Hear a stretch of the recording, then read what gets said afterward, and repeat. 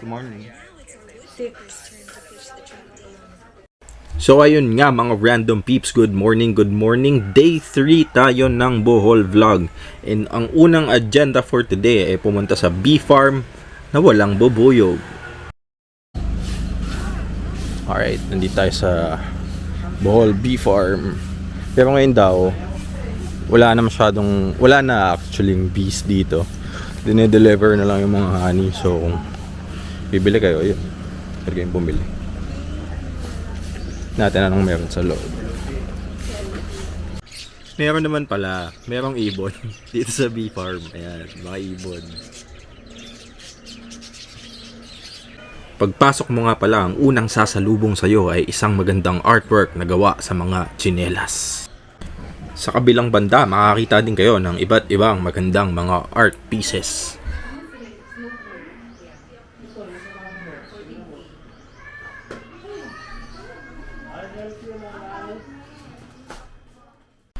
Dito nga rin pala, meron kayong makikitang shop kung saan marami silang klaseng binibenta na may mga kinalaman sa bee. Mostly, ang nandito, mga gawa sa honey, may mga hot sauce, kape, salabat, at kung ano-ano pa. Bukod sa mga consumables, meron din silang mga necklace, mga bag dito na pwedeng bilhin. Dito nila nilalagay lahat ng mga pwede mong ma-purchase dito sa bee farm.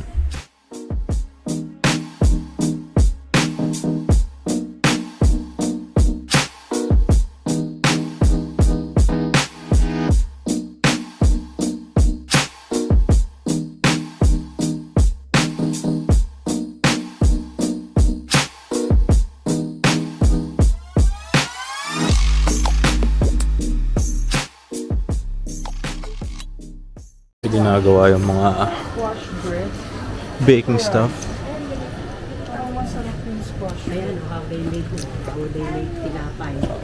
Oo.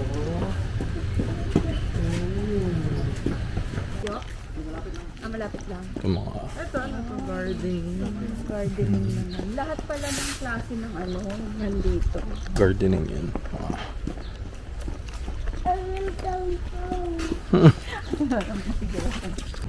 Dito naman ginagawa yung mga wala palaman na honey. Kasi naka-cover sila. Hindi mo din kita. Ice cream eh. Yun, spread processing. Ayun, honey and Sila natin. Gawa sila sa loob. Ito pala ginagawa yun.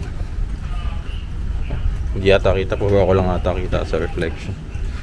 Pero yun yung ginagawa nila.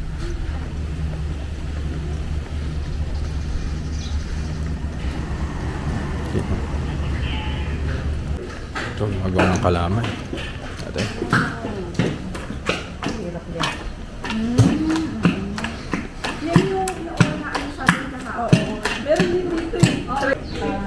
Niyan, coconut candy. coconut candy. Sa kanila ay tira-tira. Ah, Parang yema. Coconut milk, sige pa. covado, sugar, and honey. Patinang tayo. Ay, bagong gawa. Ano po kayo? Tira-tira. Ang lasa. Parang caramel, ano? Malo lang to. Parang caramel. May kulasa siya, hindi ko maisip eh. Miss. Yan, ginger yun eh. Ginger, pero ano? May honey dun sa kabila. Gumuguhit ba? Gumuguhit? Sarap, gumuguhit. Ito na lang ate, hindi ko na maubos eh. Ate, Ganda mga, pwede to sa labat. mga yan, ginger yan. Painit. Hindi, pwede naman. Doon tayo dun. Pero dapat sa papa mo, ganyan. Ayan, sarap. Diba? Masarap sa Mary. Tignan mo. Sa luya yan. Oo, maganda to sa may ubo. Luya honey. Luya. Tikman mo Dapat nga. nga ito may ano eh, yan yung tawag doon, yung damo. Ano yun? Masama yun ma. Hindi naman bato, damo yan. Ganun tanis yan. Harap. So, kanya daw yan. Oo, bigyan natin sila Init. mama. Dito, sila mama. Ito yung sa'yo, ito yung sa'yo. Ang lapot. Sobrang thick. Medyo mapait siya na may honey. Pero masarap. Kasi ganyan talaga yung ano. Pero masarap. Di ba parang yung binibili mo na dark chocolate? Mga ganun. Oh, yun ganun. Para siyang dark choco. So dito sa production area, the processing area, pwede ka din mag-taste test ng mga kung ano-ano. Ito. Punta namin sa restaurant. Yan. Gusto mo mag-lunch and what not dito. Medyo overlooking ka din dito, which is good. Tapos yung design niya, alam mo yung mga traditional na Filipino homes. Ganon. Yan. See? Dun sa bandang dulo dun, overlooking dun kung dun ka kakain. Baba tayo dun. Very aesthetic dito. Yan. Diba? Hindi ka tumambay dito. Nice. Medyo malumot lang pero clear yung tubig. Nice. So ayan guys, kitang-kita nyo nasa beachside ka. Super chill. Ayan no. Yun nyo naman, gusto nyo tumambay dito. Video lang ako.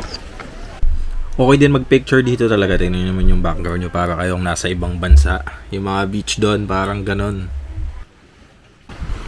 Yung dito sa gilid. Medyo malumot lang pero okay lang sa inyo. Di ayos lang eh. Yung mga mini caves pa dito. Nice. Ang lawak. Medyo ano siya eh, oh. Parang mga Malibu vibes eh. Yan. Cheers. Ah. Take out sana niya. Yung nagustuhan niya. Yung ano ba? Nasa ano? Plastic balon. Plastic balloon. Asang plastic balloon daw itong ano? Honey wine. Shatin mo na. Shatin mo na. Kala niya chocolate.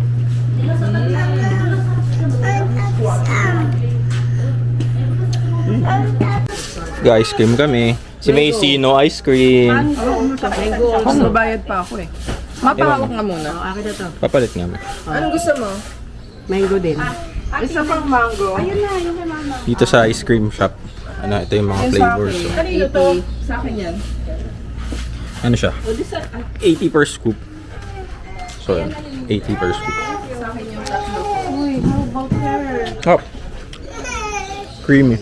Also, dahil nga may hotel dito, syempre may swimming pool. Ayan. Bukod dun sa beach sa doon, may ibon. Hi birds. Yan. Anyway, ayan. Bukod dun sa freshwater kanina, sa dagat, ito. May pool din sila, ang laki. Malalim to ah. Daming damo-damo. Pero doon may mababaw din. May tambayan dito, lounge area. Ito, piling pambata, mababaw-babaw. Init pag tanghali. Mas mababa pa dun. Alright, so next, papunta na tayo sa Taoist Church.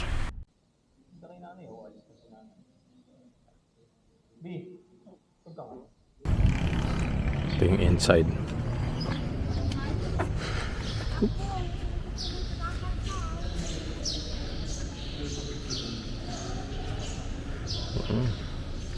Taas din. Ang ganda ng inside ng church na to. Kung titignan nyo ang taas ng ceiling, tapos ang dami ding artworks dun sa taas.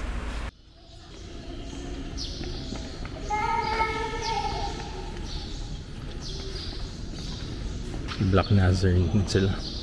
Oh, mayroon pang taas. Isa ang Black Nazarene.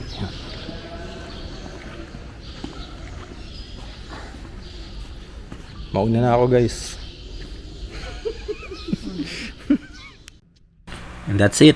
Wala naman tayong masyadong activity dito sa church, so ayun lang. Lunchtime na, so dito tayo kakain sa Susan's Kilawin Restaurant.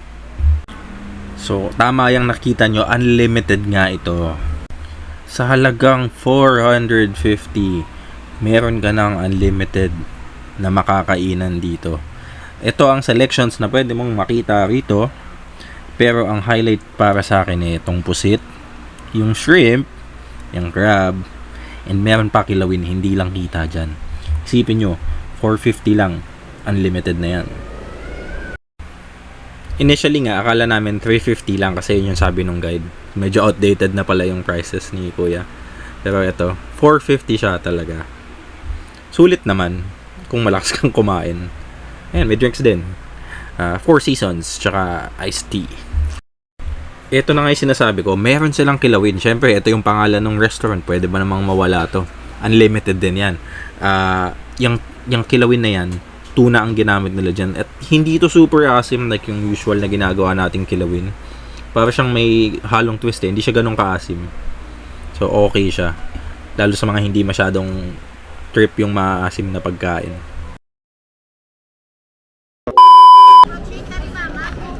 Dito na tayo sa Hinagdanan Cave and Bath Resort. Tagalog, Bisaya. Tagalog po. Ilan kayo, sir, ma'am? Kayo lang po. 5 lang Hindi po. mo lang. Kayo lang. Opo. Sige, sige. Matarik ba yan, kuya? Ito lang, ma'am, pero sa baba, flat na po, ma'am. Pero ingat lang kasi yung daanan ngayon, bagong floor wax, ma'am. Floor Ang sideways lang, ha. Saan? Nakatagilid lang yung paa. Gumawa ka, Lu. Dahan-dahan lang tayo kasi yung kanina Assist mo na lang si ate, Yung 7-step, ginawang isa lang. Malalim to, ma'am, ha. Okay, yung ulo lang kasi medyo mga alagang groway kayo, ma'am. Sir, ma'am. Ayan, dito na kami sa sa loob na kami ng cave. Amoy cave. Alimoong. Ayan. Kapag apple na, ma'am, walang chlorine pero maraming urine na. Tama yun. Legit na legit yun.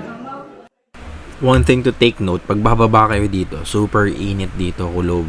So, ang maganda kung talagang pupunta kayo dito, lumangoy na rin kayo, which is hindi namin ginawa. Mukhang refreshing lumangoy dito eh. Medyo malalim siya and may konting suction daw papunta doon. Pero, naka-life vest ka naman and hindi ka naman kayang hilahin ng suction unless hindi ka talaga gumagalaw. Ang sarap nga maligo eh. Dito. No? Parang sarap tumambay lang. Lutang-lutang ka lang. Maligo kasi yung sa labas mainit na kasi kaya. Pero malalim yung tubig. Sakto lang, ma'am, kasi marami na umihit talaga, ma'am. Okay. Nakakuha daw yung name neto na Hinagdanan dahil yung kita nyo yung part na yun. Doon ang entrance dati, galing ka sa taas, bababa ka, may kawayan silang ladder. So, kaya tinawag tong Hinagdanan Cave. Dati dito, gamit lang na batang inom ko. Dito sila kumukuha ng supply kasi yung isla to, wala masyadong supply ng Saan tubig. galing ang tubig? Kasi kasi sila sa dagat po, doon galing mo. Kasi kapag lulutang ka dyan, ilahin ka papunta doon kasi maagos sila papunta doon. Kaso mahina lang siya. Pero don't worry, mahina lang yan, ma'am. Kaya hindi sila masyado inaano, ma'am. Ano yung dinaanan natin, may puno na matay doon, yung ugat niya pumasok sa loob, nag-crack yung bato kaya nagkaroon ng butas. Parang yung butas pa. Pero yung butas dati na yun, ma'am, sobrang laki dati yan. Ngayon lumiit na siya. Bakit? Hindi na yung nagamit, ma'am. Yung dinaanan natin, araw-araw ginamit yung butas. Iba naman yung naisip niyo, ma'am. Yung butas kasi, yung bato, tumutubo pa. Kaya siya lumiit. Okay. So that's it for the Hinagdanan Cave. Lipat na tayo sa next. Right, dito naman tayo sa Nova Shells. Shell art. Wow. Shark teeth. Thank you. Ano, Nova Shell. Makakakita ka ng iba't ibang klaseng shells. Dito nga makakita ka ng malaking shell, maliit, sobrang liit. Meron ding mga nakakalaso na shell, merong mamahaling shell, at meron ding mga kakaibang shell. Bukod sa mga yon, napakaraming klase ng shell dito. At ang kinaganda, yung guide dito napakagaling sa shell. So madami kayong matututunan. Para kang nasa classroom. Kaso hindi na Sila nabuo kasi natanggalan nila yung laman ng shell. Bago lang nalaman na may pearl sana. Then itong shell na ito yung tinatawag nating mother of pearl. Mother pearl. Then ito yung shell na nasa pera natin na 1,000 pesos. Ang Panglao Church. Ito yung dating watchtower. Noong panahon ng gera. Dito daw. May papasok, ang init. Pero yun yung church. Sobrang init. So, hindi namin masyadong tumambay dito sa Panglao Church. ng monkey mo. Init na init. Ano nga may mga fan. Papafan kami kasi super init. Alright, nandito na tayo sa Henan Resort. Bali, ito, isa to sa mga nilook forward namin. Basically, hotel to na nasa ano lang, ang tawag doon, beach front. Yan, malapit lang sa beach. Alright guys, it's time for a home tour. Room tour. So ito, simulan natin dito sa cabinet. Oh, may cabinet ka dyan, may mga hanger, and may safe. Sa mga milyones mong dala. Ito ang maganda rito, yung CR. Ito, kita nyo. Yung shower, may clear glass. Ayan. May exhaust lights. Ayan, see? Nice. O, ito yung mga amenities mong pwedeng gamitin habang nandito ka. Meron kang sink, salamin, and syempre meron kang bathtub. And yung bathtub mo, ito ang maganda dito. Overlooking. Ayan. Tapos, syempre, pag yung mga kasama mo, gusto mong hindi ka makita sa labas, may blinds. Ayan. So, ano mo lang ito. May privacy ka. Pero if you don't care, partner mo naman ang kasama mo, it's fine. Keep it open, diba? Oh, ayan. So, may live viewing ka dito sa labas. Ending yan, oh. Ito yung bedside, kung naliligo ka, oh. Tanaw-tanaw ka dito. Diba? Next, may mga drawers dito. Ano meron dito? Oh, may mga pangkape-kape. May heater din kasi. Oh, ayan.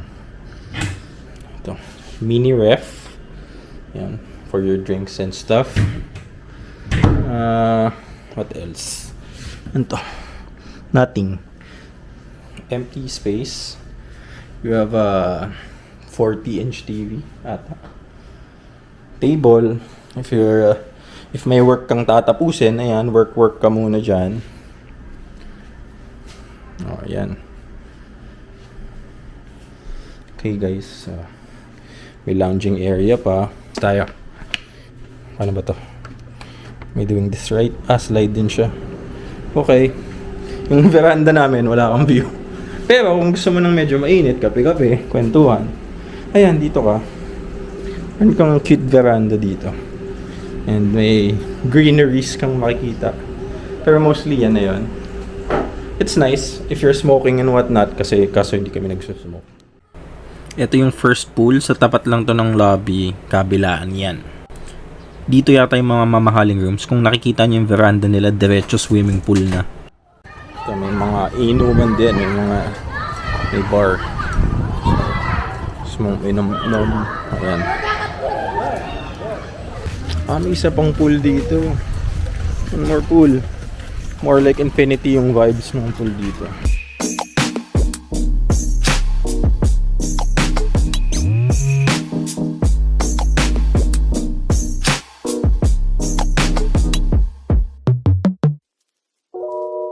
Daming pool. May isang pool na naman dito sa tabi ng dagat. So super daming pool guys. Dami yung pwedeng pag-swimming. As in. Ito yung seaweed.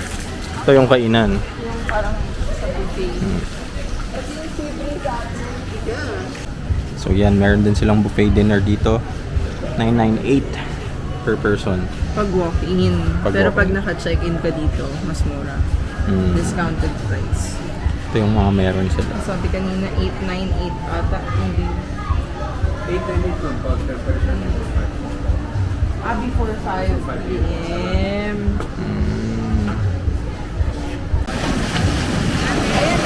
Ito na yung shore. Medyo may mga moss dito. Not too bad. Dito nga sa beachside, super chill ng vibes. Nakita nyo, ang daming coconut trees, daming turista, pero hindi pa kasing dami tulad na ngayon na Holy Week. Sobrang dami ngayon siguro dyan. Okay, yan na yun. Pag-uhubad lang yan. Ito nga yung beachside. Pwede kayong umorder ng drinks nyo, alak, meron ding mga shake, mga kung ano-ano dyan. Habang lumalangoy.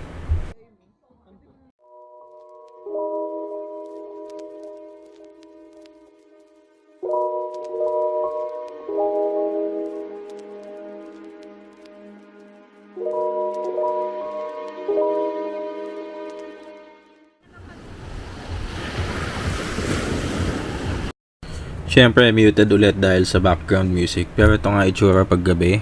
Ang daming lights, ang ganda ng vibes din kahit gabi. Tingnan nyo naman, more on party-party. Yung mga tugtugan, malalakas na yung bass. Tsaka yung itsura ng mga building dito, classy talaga. Ayan. Kita nyo naman, party-party na doon. Pero yung, kung papansin nyo dito, yung mga pool mismo, wala masyadong ilaw. Ano lang, very dim lang or konti lang sila.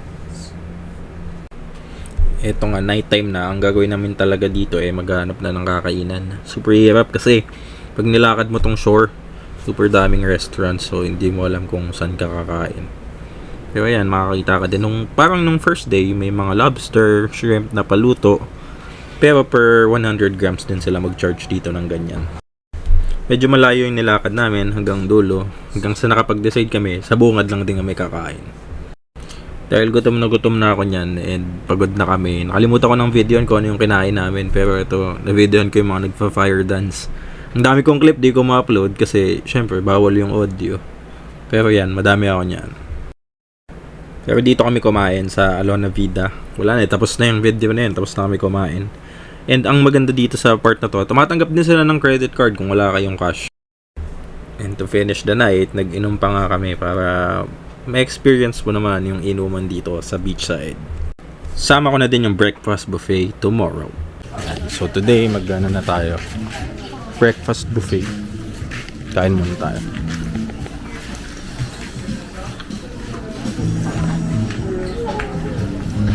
Ito din yung nasa earlier clip, yung yung dinner buffet. Dito din yun. Pero ito yung breakfast buffet. Kasama na to dun sa room nyo. Yan, kita nyo naman yung loob. Maganda rin. Very clean, modern yung look. Ayan. Ito rin pala yung mga pwede nyong i-expect dito sa breakfast buffet dito sa Henan.